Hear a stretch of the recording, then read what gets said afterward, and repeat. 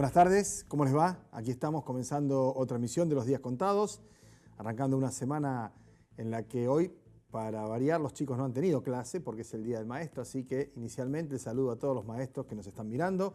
Hoy algunos pueden hacerlo porque efectivamente no están en la escuela, algunas veces hay algunos que ciertamente nos dicen que les gustaría el cambio de horario y todas esas cosas que en rigor es imposible y que, por cierto, ya les vamos a decir de qué manera pueden acceder a los contenidos de este programa en una página que tenemos preparada al efecto para que puedan, si les interesa, por supuesto, revisar fundamentalmente los reportajes, las presencias, la gente que viene a ayudarnos aquí a llevar adelante esta tarea para tratar de, bueno, generar esas instancias de reflexión que creemos tan necesarias en medio de una vorágine informativa, de un bombardeo que en este fin de semana ha sido incesante con el huracán en los Estados Unidos, ¿no? Uno veía los noticieros internacionales y, salvo alguna excepción, fundamentalmente Euronews y también un poco Al Jazeera, le daban más relevancia a las palmeras dobladas en Miami que a los 90 muertos en el terremoto de México, ¿no? Y la verdad es que la vida de las personas tiene exactamente el mismo valor, sea cual fuera su procedencia o su lugar. Lo cierto es que durante horas y horas, ininterrumpidamente, la CNN en español, la televisión chilena, los canales de cable de la Argentina y muchas otras señales estaban transmitiendo detalladamente por dónde iba el huracán, si arrancaba en Florida, si pasaba por Miami, si llegaba a Tampa, si afectaba el estado de Georgia. Supimos exactamente cuáles son los distintos estados de la Unión que se veían afectados por la intensidad de los huracanes. Sin embargo, no se veían casi noticias de lo que había ocurrido en México, tampoco de lo que había sido la devastación en Antigua y Barbuda y lo que había sido también el paso por las islas cubanas, ¿no? Esto naturalmente obedece a un patrón, a un sistema informativo de concentración en donde naturalmente las grandes cadenas que están dirigidas y solventadas por los capitales norteamericanos fundamentalmente han hecho de eso una causa nacional incluso, ¿no? Tampoco llamaba la atención ver al gobernador de California hablando él 2 minutos y después 2 militares hablando detrás suyo, llamando a la épica, a la solidaridad, al patriotismo, a todo lo que los estadounidenses saben manejar muy bien con la bandera de barras estrellas detrás de ellos mismos. Esto por un lado. El bombardeo informativo, decíamos, ¿no? La falta de instancia de reflexión, de control, de cálculo, de ver efectivamente qué es lo que está sucediendo. Un fin de semana en donde también los periódicos se hicieron eco de algunas declaraciones del juez que tiene la causa por la desaparición forzada de Santiago Maldonado. Y en ese sentido me parece que es oportuno, acá estoy, decirles que hay algunos avances en la investigación y que todavía no se ha determinado en carácter de qué van a ser citados a declarar por lo menos 6 de los gendarmes que el juez considera tienen que decir algo en torno a esta situación. Si será a título de imputados, de testigos, en cualquier caso ya la causa se ha modificado, la actitud del gobierno también es diferente, teniendo en cuenta que por un lado ya la ministra Patricia Bullrich ha achatado su perfil al punto tal que ni siquiera ha estado en una reunión que había hoy temprano de gabinete para evitar incluso el cruce con algunos periodistas, ninguna declaración pública, ninguna aparición en ningún acto, ningún comentario. Y es Claudio Abruj el que ha salido a la palestra ahora, que ha viajado al sur, que se ha reunido con el juez y que ha hecho algunas consideraciones que evidentemente veremos cuánto pesan sobre la conciencia del magistrado, que es el que está investigando y que está esperando, entre otras cosas, los resultados de los ADN para cotejar datos de sangre con el agresor de un puestero en Benetton, con el propio Santiago Maldonado y sus parientes, y por supuesto con los datos que evidentemente contradicen las declaraciones originales, que son estas imágenes y algunas otras filmadas por teléfonos celulares, tal vez no con la tecnología y con lo que habitualmente deben filmarse los procedimientos y operativos de Gendarmería Nacional, pero que hay registros. Claramente hay registros y esto en principio en las actas de Gendarmería no figuraba, ¿no? Mañana va a estar aquí en la ciudad de Rosario el hermano de Santiago Maldonado, va a tener una actividad en una de las facultades de la Universidad Nacional de Rosario y seguramente ahí habrá más información para ir conociendo a medida que va transcurriendo el tiempo. Volvemos a la actualidad también, en este caso al Uruguay, y hay un dato significativo, ¿no? Y creo que en ese sentido debemos ser lo suficientemente amplios de espíritu, de criterio, para darle un contexto, lo que decimos siempre, a las cosas que ocurren. Es inminente la renuncia del vicepresidente Sendik. Entre paréntesis, hijo de uno de los líderes de los Tupamaros, del movimiento de insurrección que hubo en el Uruguay, que terminó preso por parte de los militares uruguayos y que recuperó la libertad, y me acuerdo perfectamente porque fuimos hasta el penal de Libertad cuando salió Sendik. Acá en la Argentina se votaba ese noviembre 25, creo que era el referéndum por el Beagle, ¿no? 25 de noviembre de 1985. Yo estaba combinado por LT8 a cubrir las elecciones en el Uruguay, las elecciones entre Julio María Sanguinetti y Alberto Sumarán, que reemplazó a Wilson Ferreira Aldunate, con quien habíamos vuelto en el barquito a Uruguay unos meses antes, después de su exilio. Miren los años que han pasado, ¿no? Estoy hablando del 85, ya hace 30 y pico de años. Bueno, paradójicamente el penal de Uruguay a las afueras de Montevideo se llama Libertad. Ahí salió Sendik, lo fueron a buscar. Me acuerdo que estaba, entre otros, Alfredo Citarrosa y mucha otra gente que había, bueno, acompañado esa situación. Ese hombre tuvo un hijo, con una mujer, naturalmente, que es la madre, y ese es el vicepresidente de la República Oriental del Uruguay. Compañero de fórmula de Tabaré Vázquez, que afrontó una serie de cuestionamientos y objeciones a partir de su cargo como titular de la empresa de combustibles, de hidrocarburos del Uruguay, como si fuera la YPF, pero uruguaya.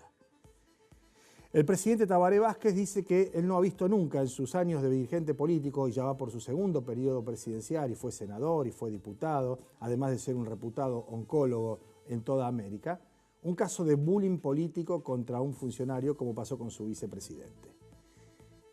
¿Qué se le imputa? Bueno, se le imputa un manejo cuanto menos dispendioso y fuera de lugar de la tarjeta corporativa de la empresa. Es decir, lo que tienen los jefes de cada empresa que le da el Estado para poder asumir algunos gastos. Había gastos de indumentaria, por ejemplo, en un banquete que tenía que comprarse alguna camisa porque parecía que no estaba como corresponde. Lo resumió Pepe Mujica, ex presidente de la República, diciendo: estamos hablando de un par de calzoncillos. Mientras en otros países pasa lo que pasa en Brasil o en Argentina con los bolsitos de las monjas y demás, acá estamos hablando de un par de calzoncillos. Supongamos que no fue un par de calzoncillos, porque ahora Clarín también mete que este muchacho, Sendik, porque es muy joven, invitaba a Cristina y a Kicillof a reuniones que había y fiestas, a inauguraciones, como se invitan muchos presidentes de todos lados, y le mandaba el avión. Parece que ahí están tratando de ver si también la pueden contaminar a la presidenta argentina o a la expresidenta argentina. Pero el tema central es este. Sendik se presenta ante su propio partido, su propia coalición de gobierno. El Frente Amplio es un núcleo de muchas fuerzas, entre ellas el Partido Comunista, el Partido Socialista, Democracia Avanzada y otros sectores de centro-izquierda del Uruguay. Y dicen: bueno, señores, yo vengo y explico. La respuesta no fue satisfactoria. Frente a un comité de ética partidaria. ¿Y sabe qué dijo? Voy a renunciar a la vicepresidencia de la República. Tabaré se sorprendió y dijo: si esa es la decisión que te parece más conveniente, llévala adelante. Va a renunciar frente a la Asamblea Legislativa. Probablemente la Asamblea Legislativa le acepte la renuncia y el hombre se vaya a la casa, porque en términos de derecho penal no hay ninguna imputación que pueda hacer que vaya preso. Es como Dilma, que desvió fondos, y Dilma la depusieron porque desvió fondos, no porque se llevó nada a la casa. Dilma Rousseff cambió la asignación presupuestaria, lo que era, por decir, para salud, lo mandó a asistencia social, por ejemplo, ¿no? Y con eso se fue. Sendik se va a la casa y probablemente asuma como vicepresidenta de la República una senadora, que es nada menos que Lucía Topolevsky, que es la esposa de Pepe Mujica, una mujer de una presencia, de una trayectoria, de una capacidad política extraordinaria, que más de uno de los detractores de Sendik van a preferir que estuviera Sendik en vez de que estuviera Topolevsky. ¿Pero qué quiero decir con esto? La reacción política frente a un episodio, en el mejor de los casos, dudoso. Si uno traspola la situación a la Argentina y ve el caso de Amado Boudou, por ejemplo, sabe que el 08S por la transferencia del auto era una manera de perseguirlo, porque entre otras cosas Boudou le tocó los intereses a las AFJP. No nos olvidemos que hizo Boudou, ¿no? Pero la causa de Chicone, que es mucho más seria y más comprometedora, hizo que Boudou estuviera en el ojo de la tormenta y le causara efectivamente un perjuicio a la presidenta. Ahora la pregunta es: ¿por qué lo sostuvieron a Boudou? Cristina Kirchner tenía la convicción íntima de que si entregaba a Boudou, entregaba el gobierno. El gobierno entregó el mando unos años después, como consecuencia, entre otras cosas, de este tipo de situaciones en donde Boudou aparecía con una actitud completamente alejada de lo que uno espera de un vicepresidente de la República. Y no es por una pacatería, ni una cuestión de apariencias nada más, pero en medio de procesos judiciales, aparecer tocando la guitarra eléctrica, tratar que las cosas pasaban como que no pasaban, hacer un cambio radical de sus cuestiones de vida, de su ritmo de vida, de su propio funcionamiento, evidentemente generó en la opinión pública una situación en donde cuando la paja se seca, el fósforo cualquiera, por pequeño que sea, la enciende. Bueno, esto es lo que en Uruguay hicieron de manera diferente. Se reunieron Tabaré y todo el partido del Frente Amplio, evaluaron las respuestas de Sendik, Sendik explicó, no convencieron, ofreció su renuncia, el presidente le dijo esto se debe hacer frente al Pleno de la Asamblea Legislativa, lo va a hacer, hasta hoy es el vicepresidente del Uruguay, pero todo el mundo supone que como corresponde a una persona de bien, honorable, cuando presenta una renuncia, se fue. No hay renuncias no declinables. Este agregado de la renuncia indeclinable es una tautología, es algo que no va. La renuncia es indeclinable. ¿Se la van a aceptar? Probablemente se la acepten. Así se zanja una suerte de persecución, si se quiere, o de acorralarlo al gobierno de Tabaré Vázquez, y Tabaré queda prácticamente indemne. ¿Quién se suma al gobierno? Nada menos que la esposa de José Mujica, el expresidente de la República, que había dirimido en una interna con Danilo Astori, que era el ministro de Economía de Tabaré. Y yo le voy contando todo el plano para que ustedes vean cuáles son los intereses superiores en una república y en una organización política. La interna era la fórmula Mujica-Astori versus la fórmula Astori-Mujica. Y la mayoría de los uruguayos en esa primaria eligieron Mujica-Astori. Terminó el mandato Pepe Mujica, se fue a la casa, ahora su mujer, senadora de la Nación, va a ser vicepresidenta de Tabaré, con el que tiene diferencias, evidentemente, desde el punto de vista político, pero claridad absoluta, conceptual, en cuanto a la construcción de un modelo, de una alternativa, de un modo de llevar adelante la política en el país vecino. Está acá enfrente nada más. No nos fuimos a ver qué pasa en Francia, qué pasa en Italia, qué pasa en Gran... No, acá nomás, cruzando el río, a media hora. Bueno, muy bien. Queríamos contarle esto en la apertura del programa. Saludamos ya a los maestros como corresponde. Hacemos la pausa y primero vamos a charlar con Jorge Boazo, porque hay algunas movidas interesantes, para él seguramente no tan interesantes, digo, desde el punto de vista de lo que representa, ¿no? Una acción política para un hombre que fue, como él mismo lo dijo, proscripto en la interna de Cambiemos y que fue por su propia cuenta y estuvo cercano a los 100.000 votos y que sigue de momento en carrera para obtener esa banca. Y luego una buena noticia de la mano del ministro de la Producción de la provincia, Luis Contigiani, también candidato a diputado, que es la reapertura de Metro Will, que es la única fábrica de llantas de la Argentina que esperemos se consolide a partir de su recuperación. Recuerdan el proceso que había cerrado, que había quedado la gente en la calle, las tareas de salvataje. Hoy es una realidad. La fábrica vuelve a trabajar. La pausa y enseguida venimos. Muy bien, nos acompaña Jorge Boazo, candidato a diputado nacional. Candidato a diputado nacional. Sigue esa situación inalterable. Candidato a diputado nacional. Bien, digo esto porque en el fin de semana aparecieron informaciones, incluso de gente que adhería o que integraba esa lista como candidata, tomando distancia de esa situación.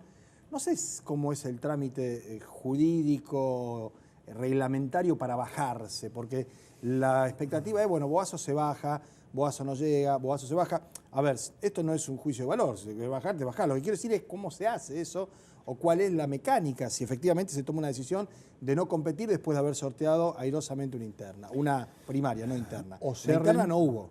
No. Sí, en realidad tuve interna con otros partidos de este espacio que me han prestado, tanto que sacó 115.000 votos y 100.000, bueno, lo sacamos nosotros solamente.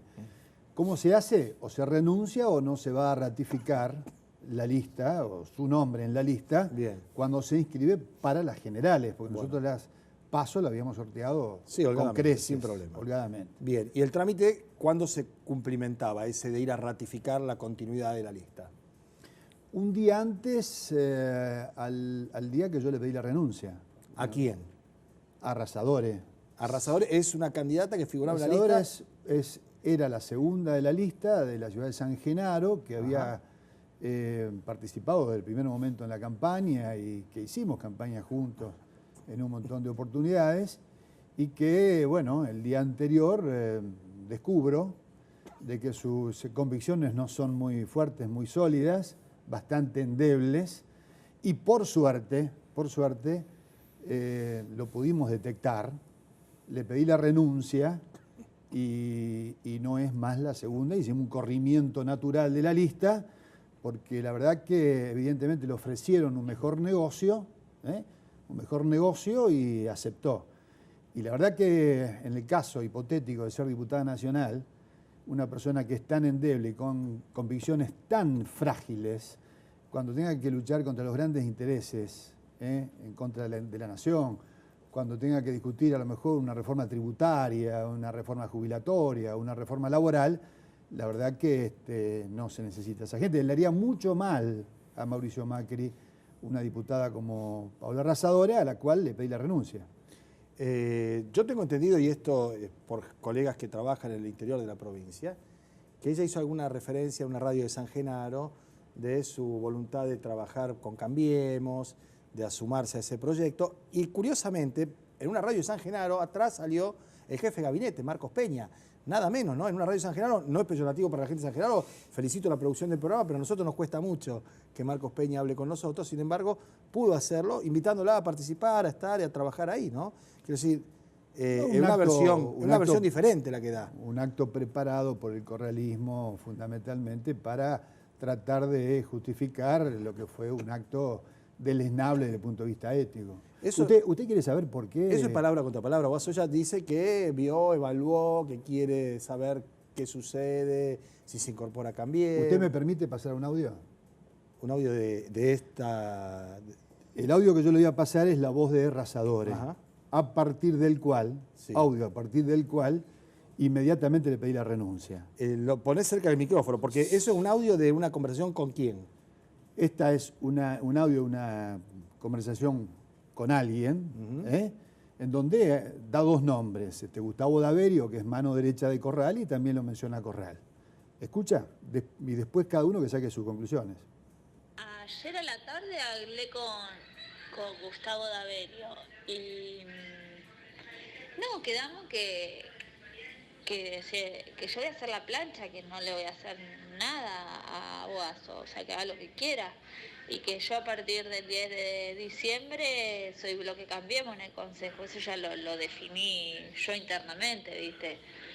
Pero no sé, yo si tengo que ir a hablar con Corral, voy a hablar con Corral, no tengo ningún problema, y ver qué estrategia seguir. Yo dije que a mí me preocupaba qué decir yo en mi ciudad, porque no puedo, o sea, ni borrarme, sino hacer alguna estrategia con Cambiemos, no sé. Iba a hacer la plancha, no iba a hacer nada para Boazo, estamos hablando de la segunda de la lista, que no va a saber qué decir en San Genaro. Bueno, en San Genaro este canal llega, así que sí, se tienen que enterar, y si no, los periodistas... Ahora es un audio de WhatsApp que ella evidentemente le manda a alguien y alguien te lo ha pasado a vos. Exactamente. Si lo damos por válido, ¿no? Yo digo, es decir, vos querés poner el aire o ponés el aire. Si la señora, ¿cómo se llama? No, porque yo se lo pasé a ella y no lo negó. Bueno, no digo, por si ella quiere dar su versión de los hechos, no tengo ningún problema. Ahora, está todo acá, está el audio. Después de este audio, por supuesto, le dije, renunciá, andate. Ahora, andate, porque realmente le harías mucho mal al gobierno nacional.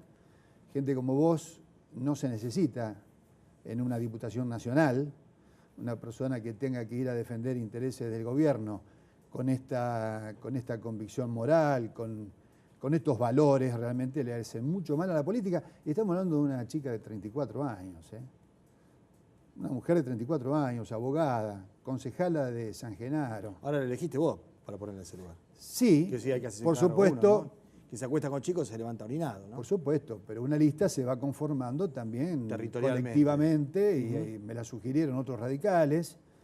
Me parecieron bien sus antecedentes, a pesar de que había ingresado acá que está Contigiani, había ingresado por el Frente Progresista. Sin embargo, nosotros... Bueno, hizo el mismo circuito que Corral en ese sentido. Bueno, sí. Corral fue elegido intendente por el Frente Progresista. Por el Frente Progresista, y trabajó también en las últimas elecciones. Para cuando que yo fui candidato a vicegobernador de Mauricio Macri, él estaba trabajando con el socialismo. Sí.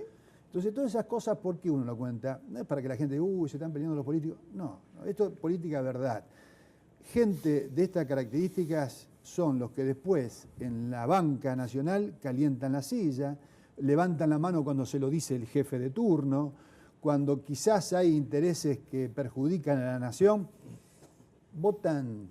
A ver, si esta persona se vende por chirolas o por promesas o por negocios políticos, imagínate lo que puede llegar a ocurrir si la eligen diputada nacional. Así que para mí yo doy gracias a Dios. Es decir, fue una suerte que nosotros en este momento, justo en este momento, es decir, antes de la inscripción para las generales, pudimos descubrir que es una persona que no merece ocupar una banca de diputada nacional, ¿no? Ahora, yo no es que le baje... Una suerte para mí. Sí, no es que le baje, digamos, el tono a ella o sus rivales de responsabilidad. Me da la sensación que decide ella a partir de una situación de gente que está muy por encima en la escala política a la hora de organizar o hacer estrategias o diseñar campañas, ¿no? Porque tengo para mí que no sé si a vos te ha llamado o te van a llamar o te van a buscar, algo van a hacer en términos de decirte, bueno, Guaso, ustedes tienen 100.000 votos, si esos 100.000 votos se suman a la boleta de Cambiemos, cosa que no creo a esta altura pasando todas estas cosas, si hay gente que ha elegido que vos seas su candidato, me imagino que debe haber algún embate, alguna comunicación por las buenas, por las más o menos buenas, por las no tan buenas. ¿Cómo es eso? ¿Cómo se sigue?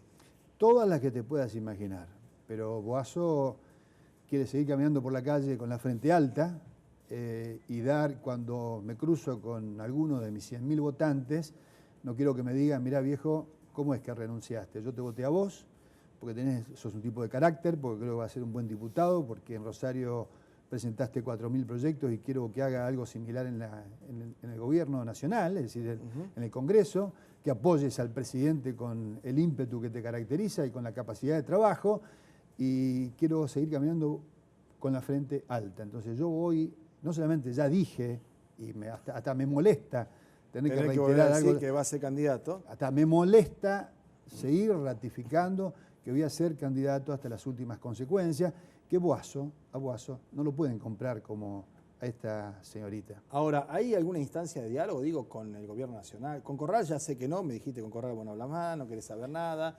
Sí lo hay y lo habrá, no te quepa ninguna duda, porque si yo soy electo diputado nacional, insisto, voy a integrar el bloque de Cambiemos a nivel nacional. Pero el diálogo mío no es sí Pablo. Es decir, el diálogo mío es un diálogo en donde es un diálogo de respeto. Te puedo poner nombre yo, no es si Marcos o si... ¿Quién es el interlocutor? Si querés decir, si no, no. No, pero no hablemos de un porque interlocutor. esto ya no se cocina, para decirlo de algún modo, en Santa Fe. Ya no es Corral, por más que sea el presidente del radicalismo nacional. Pero parte, toda esta trapisonda, con el que está hablando es gente de Corral. Es decir, el que ha proscripto, lo que nos ha proscripto a nosotros, esto es una responsabilidad de lo que es el radicalismo formal, de una parte, porque el radicalismo, ¿sabes qué? Un tercio está con el Frente Progresista, otro tercio está en Cambiemos y otro tercio está con un pie en Cambiemos y con otro pie en el Frente Progresista. Estos son acciones de... Bueno, no quiero mencionarlo más, está porque basta. Está bien. Entonces, pasamos en limpio a esta mujer que se quería... Me gustaría empezar a hablar de proyectos en mi bien. vida, ¿no? Será con la campaña en marcha en poquitos días más y con los otros diputados discutiendo y debatiendo.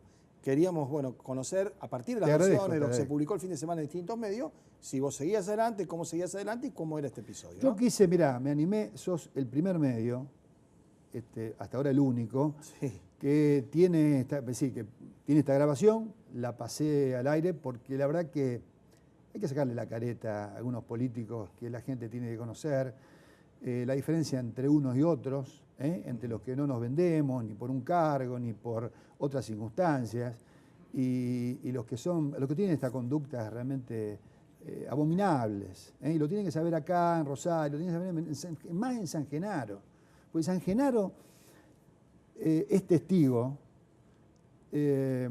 haciendo campaña por Boazo hasta hace 10 días atrás. Entonces, no merecen ser representantes del pueblo. No merecen ser representantes del pueblo. Te agradezco que hayas venido, seguiremos charlando cuando Gracias. hace la campaña. Muy amable. Nos vamos a la pausa. Cuando volvamos, vamos a estar hablando de la reapertura de Metro Wheels. Está con nosotros Metro, así se dice. Bueno, es la fábrica de llantas, la única, por otra parte, imposible errarle. Ya venimos.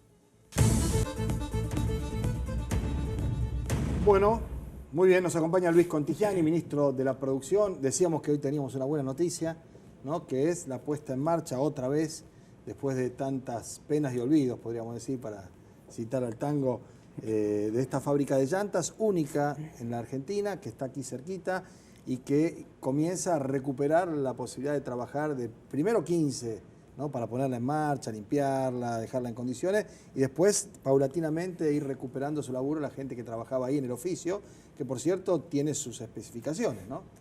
Una gran alegría por los trabajadores de Mefrowill. Quiero citar a Miguel El Barba Valentino, el delegado de la planta, y en nombre de él saludar a todos los trabajadores.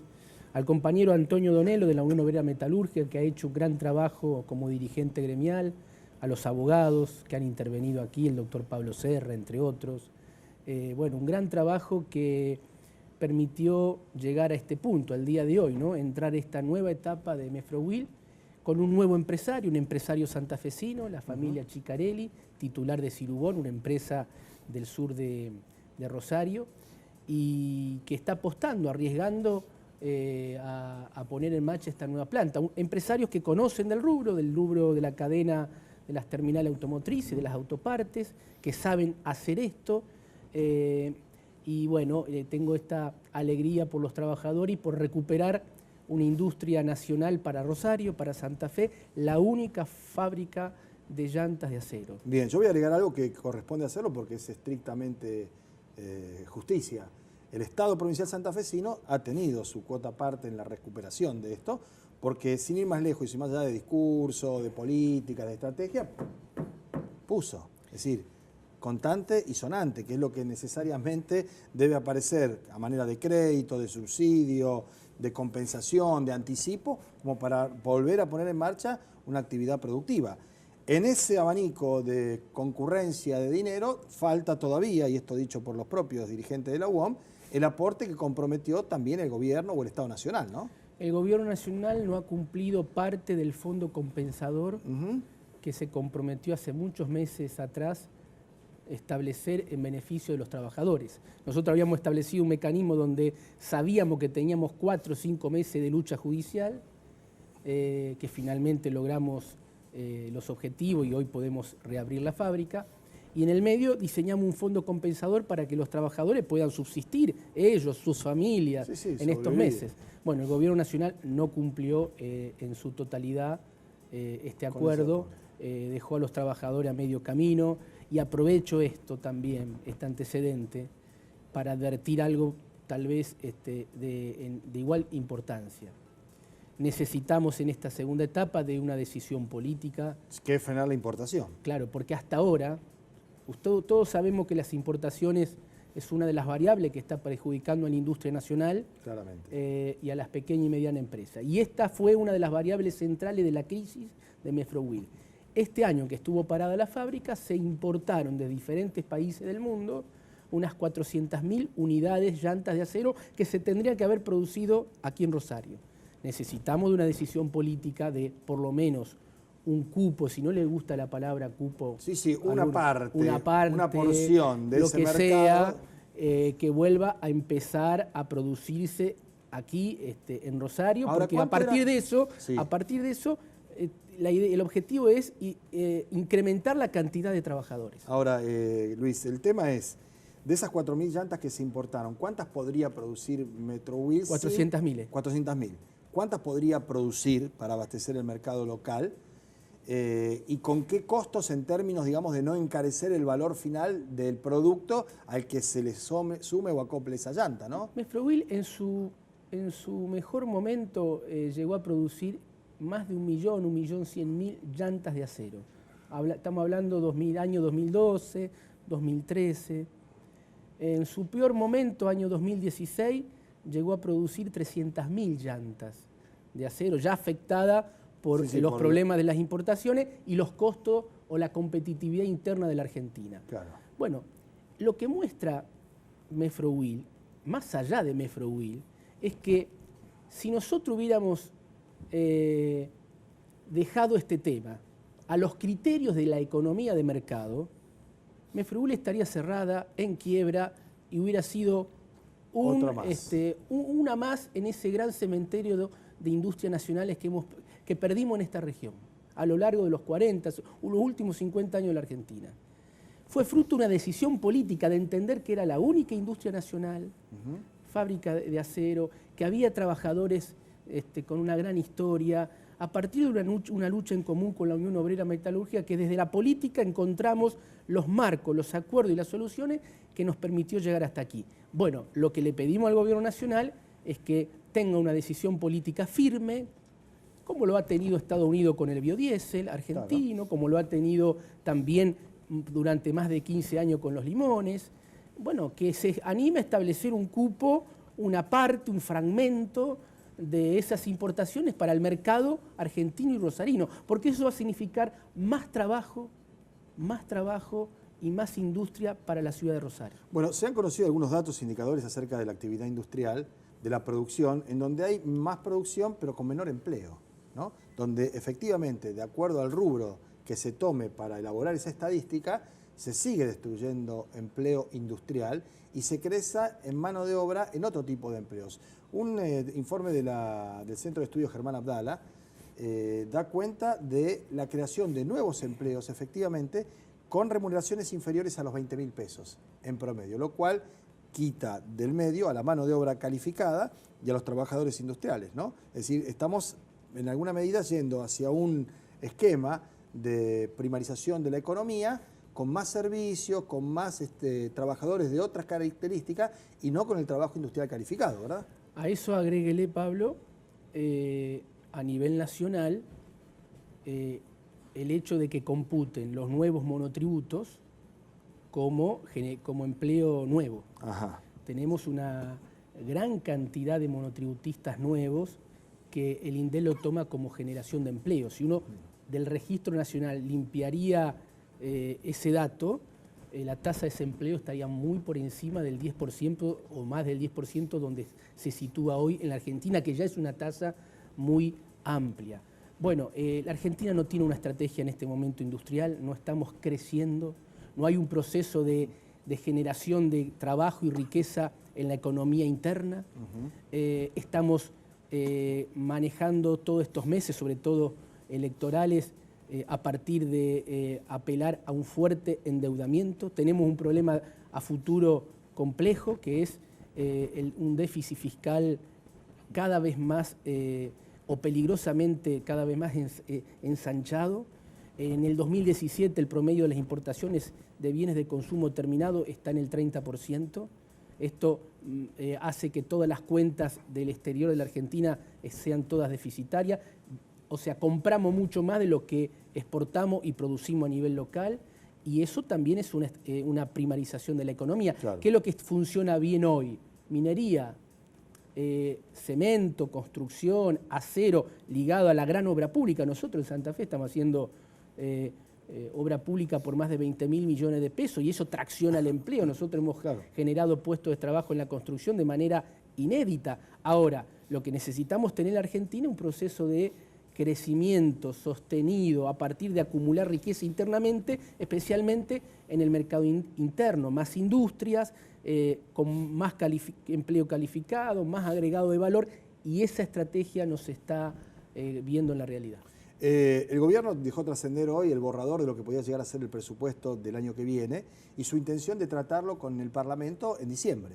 Probablemente, en el caso de que ingrese a la Cámara de Diputados, te tocaría trabajar y estudiar precisamente estas metas, estas pautas, estas ideas de distribución y asignación de recursos.